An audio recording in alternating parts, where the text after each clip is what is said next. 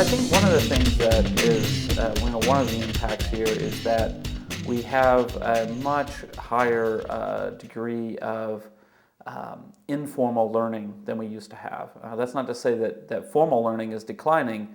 It's just to say that after people have finished their formal education, we have such a greater opportunity for informal education.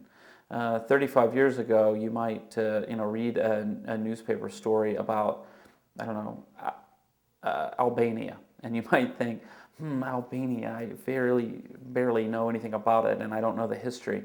I should go to the library and look that up, but I mean, frankly, nobody ever much went to the library to look things up. It was, it's quite a journey. You have to put aside a lot of your energy to go and do something like that. Whereas now, when somebody wonders about Albania, they just type Albania into a search engine. They get typically the Wikipedia article. They get a nice basic history and background, and they can really dig very deep if they want to. Follow the sources, and you can learn a lot. All that kind of learning, I think, helps people to become, better citizens, better decision makers in their own lives.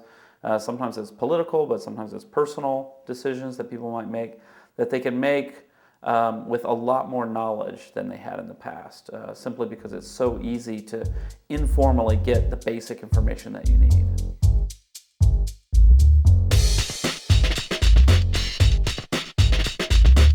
Whatsoever. Obviously, that's not to say that the state of information on the internet is perfect. It certainly isn't. There's a lot of problems of reliability, accuracy. I think people have a lot to learn in terms of figuring out what does make a good source and how do you know when something is reliable or not. But overall, this instant access to information is almost completely a good thing.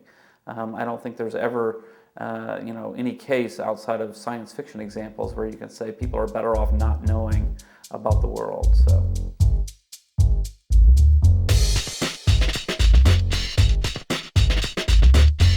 I think there's a lot of steps that we can take in the internet community to try to help ensure the accuracy of the information on the internet. In community projects like Wikipedia or the various Wikia sites, the communities tend to have a very conservative and old-fashioned view of what information quality looks like, which is sometimes surprising to people. They sort of assume it's going to be some crazy MySpace of information or something, but realistically, a lot of the scholarly standards that you would hope for are exactly what the community settles on. So things like, comparing what's written in an article to what the sources say, and judging the sources by their quality.